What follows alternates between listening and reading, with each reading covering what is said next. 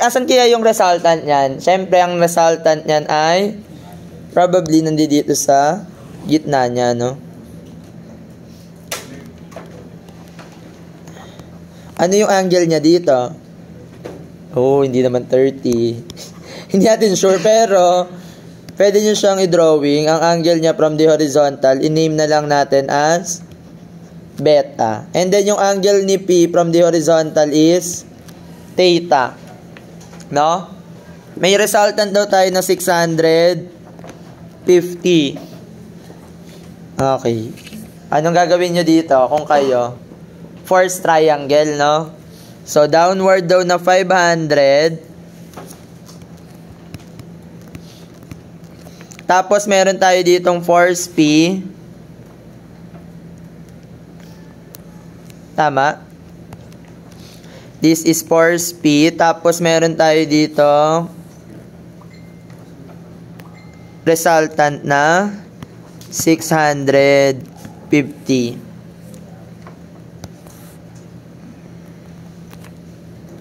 So, ano yung angle niya dito? Beta. Tama ba? This is beta. And then, ang angle ni force P, this is, eto, ano yung angle niya dito?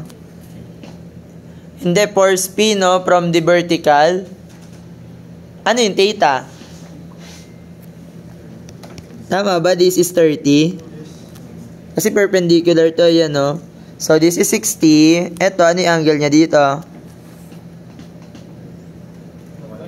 120. Oh, eto, ano yung angle niya dito?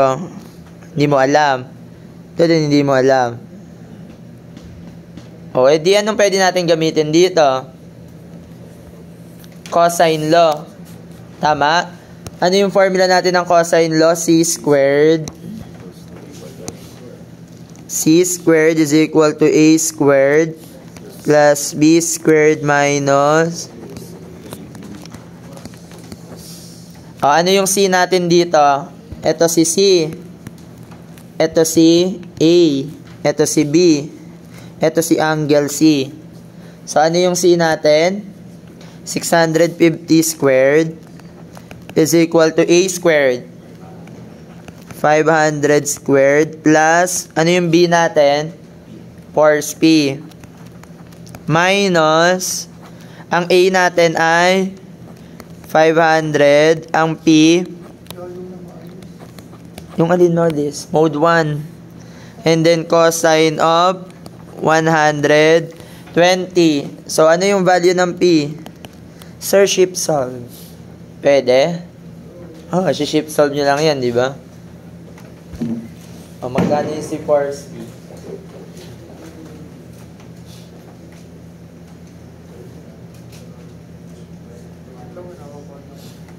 Equals. Ano pala napapansin nyo dito? Anong tawag sa equation na to? P squared as may P. Anong tawag doon pagka naka-squared? Quadratic. So, ibig sabihin, anong sabi natin pagka quadratic? Ilan yung value natin? Dalawa. Di ba pagka quadratic, pwede tayo, quadratic formula, so we have positive and negative, or dalawang positive. Saan yung lumabas sa inyo? Positive yung lumabas. 200 point pounds. Ito, gagamitin nyo ulit 50 pesos ng calculator yan. Okay. Si quadratic formula, sino may kabisado ng quadratic formula? Yung negative b plus or minus square root of b squared minus 2ac. Yung negative b plus or minus b squared minus 4ac divided by 2a. Diba yun yung quadratic formula? Actually, kaya ni calculator din yan. No? Paano? Mode 5. Tapos si Casio, mode 5-3. Si Canon, mode 5 down 1. Mode 5 down 1. So, ang gagawin nyo, kailangan naka-range siya ng yung pang x squared. So, magkakaroon ako diba ng p squared minus 2 times 500 cosine 120. Tapos P. Tapos plus 500 squared minus 600 squared equals to 0. So, ngayon dito, ano yung coefficient ni P squared? Tapos yung coefficient ni P, and then the constant. So, ito si A, B, and C. No? Naalala ito sa quadratic formula? Diba, yung negative B plus or minus square root of B squared minus 4AC, no? Ganon. Pero si calcu, ganon na yan. Lalagay yung coefficient ni X squared. Ano yung coefficient ni X squared? 1. Coefficient ni P, ni X. Negative 2 times 500 times cosine 120. And then, ano yung constant? 500 squared. Parang 650 dapat. 650. 650, no? O, kalma tayo, ano? So, magkano si P1? P2. Dalawa yung value na yan, no? Kasi nga, quadratic. Apply nyo na. Nagagamit nyo naman din yan. Gagamitin nyo yan, no? Madalas nyo magagamit na yan. Magkano pa? 234.77 pounds. And negative 7.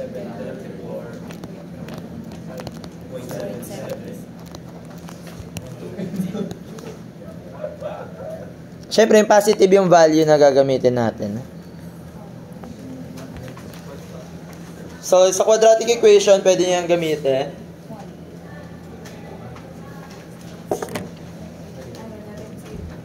Sir, bakit sa shift solve positive lang lumalabas? May lumabas ng negative? Wala. Yung sa dalawa lalabas talaga dyan. Pero, yun nga sabi ko, eto, pagka nag-negative 234 ka. Eto, class, pag in-input nyo to, for example, ito, in-input nyo to, yung problem na to kanina, di ba? Para mapalabas mo tong negative na to, maglalagay ka ng initial value.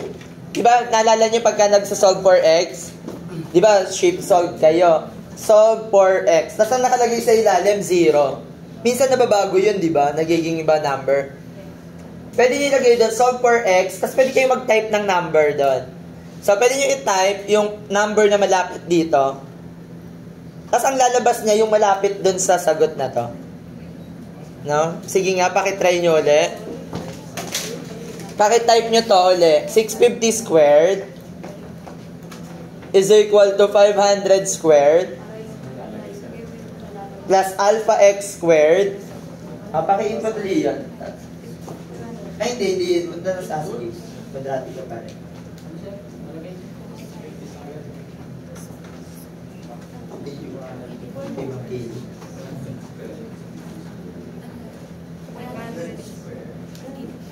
Parang equals lang.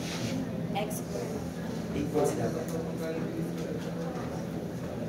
Ito, pinapakita ko lang sa inyo yung shift solving kung para sa... Ano ba nangyayari pagka nag-shift solve kayo? Ha? Papalitan nyo, lagay nyo ng negative 700. Shift solve, tapos input kayo negative 700. Tapos equals. Ano?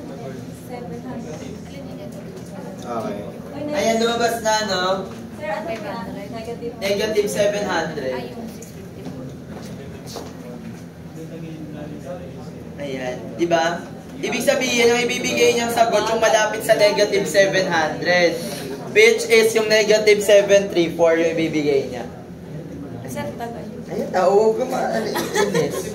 Hindi, ganun siya, no? Baka kasi kapag nagsasolve kayo ng shift solving, 2, 3 lumalabas na value. Ganun po yon. Kung ano yung malapit na nilagay, ano yung nilagay nyo initial value, ang ibibigay niya is yung malapit na value doon. Tamang sagot. Ganyan sa board exam, pagka nag-shift solve kayo ng choices, tignan nyo muna yung choices, tapos yung ilalagay yung limit. Para sure tayo na malapit sa choices yung lalabas na sagot. 200. Ayan. Tapos na tayo, no? So, dalawa na yung nagamit nyo na calculator function, no? Shape solve. Tsaka yung, tatlo na pala. Shape solve, 2 equations, 2 unknowns, quadratic.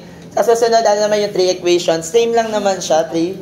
Tapos, si Canon, may 4 equations, 4 unknown. Si Casio, wala. No? Minsan bibigyan ako ng 3 equations, 3 unknowns. Pero 4 equations, madalang. Madalang nalabas na 4 equations per unknown. Pero, so, kaya pa rin naman ni Casio. Pero kung ayaw nyo pang bumili, okay lang naman. Pagtsagaan nyo muna yung Canon, yung Casio, para makatapos lang. Yan. Maganda rin naman yan, ha. Cars, eh. Hindi ko kabisado yan. Pati mode. Similar lang pala. Okay, similar lang. Similar siya ng Casio. Meron daw, nagpa-pre-order. Di ba lang ata? Limited nga lang. Pero sana malay sa Singipes meron ng available. Nakapag-attendance ba lahat? Natawag ko? Dahil lang. Okay, yun naman yung last problem natin. So, paki-practice na lang to. Solve nyo na lang. Naalala ko mga hindi nila sinasolve to yung mga practice problem, no? Tinatamad na silang isolve. Tapos nilagay ko sa exam. Gulat sila. Take attendance, no? Yung mga hindi pa natawag. Okay. Ano? Wait lang, nalito ako eh. Sana? Ito, ba't? Bakit zero? Wala nga kasing resultant. Bert, ang sabi kasi doon, direction parallel to the line L. Okay. Vertical lang siya. Okay, si John Macho. Late.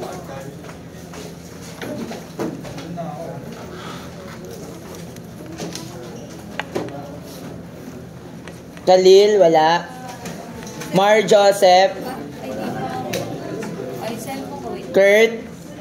Hermogenes. Jonko.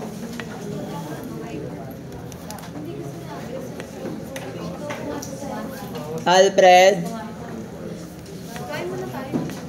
Cedric. Gian, Jeff. Aaron, wala. Diyos ko naman to, mga enroll ng enroll. Ariel Simbulan.